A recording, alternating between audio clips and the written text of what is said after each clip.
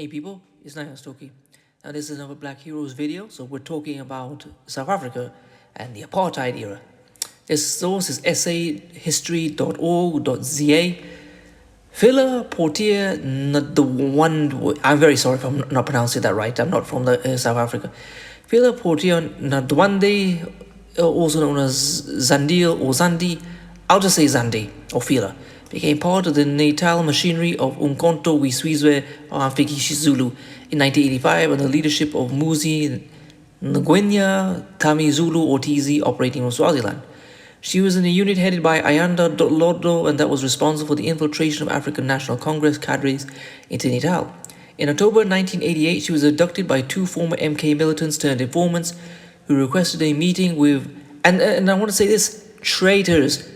I've made a whole video series of black traitors. She didn't get caught by the white police. She was caught by her own people. Turned informants who requested a meeting with Ndwandwe at the George Hotel in Mazini, Swaziland. Unaware they had become police informers, she attended a meeting with them. The informants entered Swaziland illegally through false documents, which was all part of an elaborate plan by the Port Natal security branch to abduct Ndwandwe and turn her into an informant as well. The police monitored their meeting and captured her after the first of the two informants turned her over to them.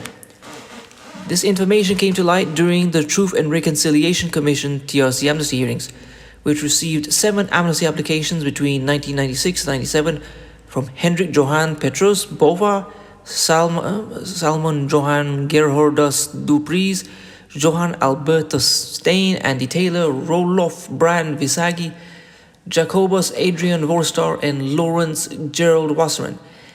And I want to just draw attention to this Truth and Reconciliation Commission.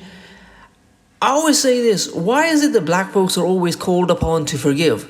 Black folks are hidden with punishments for everything. They are more likely to be, not just get disproportionate sentences where they are guilty, they're more likely to be imprisoned for no reason. Or to be found for fraudulent reasons, they're, falsely imprisoned. I mean, remember Caliph Browder? He spent years in jail just because of the bureaucracy, As a black person, you're more likely to spend time in jail for no reason than anyone else. I mean, there's no statistic that I've seen for that, but it's pretty obvious by this point. All members of the Port Natal security branch responsible for Ndwandwe's abduction and murder in Swaziland, where she was the commander of the MK unit based there. However, only 5 members testified at the amnesty hearings, which took place during the 9th to the 19th November 1988 due to their direct involvement in her abduction and murder. They testified that after Ndwandwe's abduction, they took her back to South Africa, where she was left interrogated and left naked for 10 days before she was killed, execution style, at the Elands Kop farm in KwaZulu-Natal, which had been used as a security branch safe house. And I want to draw attention to this, the way they say that she was tortured. You can only imagine what they were doing to her. They keep talking about black people being savages and barbaric. They came to South Africa, a country where they illegally immigrated without anyone's permission, broke all the laws, and did these terrible, terrible things. The members unanimously testified that she had never been tortured and was only struck with a baton on her head before she was shot. This was done as they came to the realization that she would not turn informer. I don't believe that. I honestly don't believe that.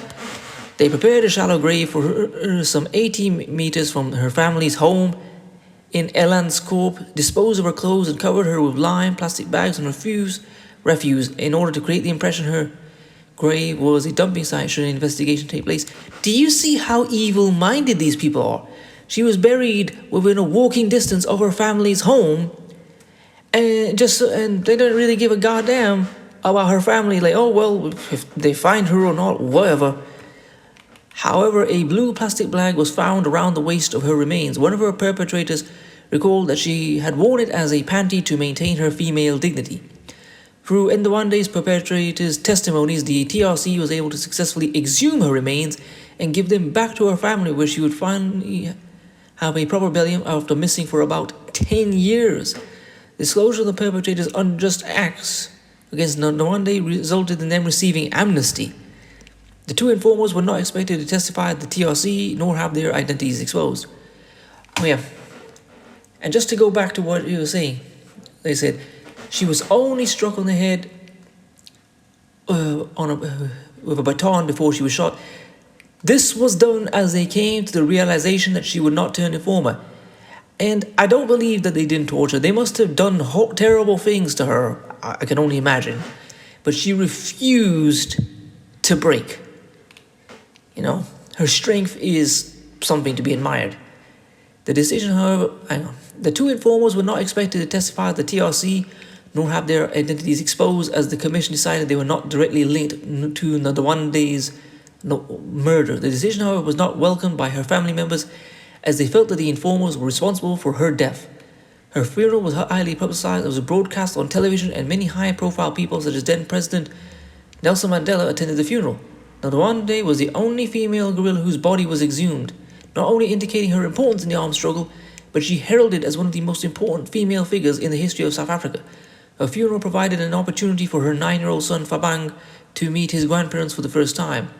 He was only 2 months at the time of her abduction, and his father, Phila's ex-lover and former MK militant, Beke Mabuza, had kept him in his care. Mabuza also shared his views on Ndwandwe and remembered her fondly as a totem boy with a good sense of humor. Thabang received Ndwandwe's Medal of Bravery, which the president awarded for the sacrifices she made during the armed struggle and involvement in the liberation movement. So, we salute a strong warrior who refused to break under the most difficult of circumstances. Please comment, rate, share, and subscribe. Peace.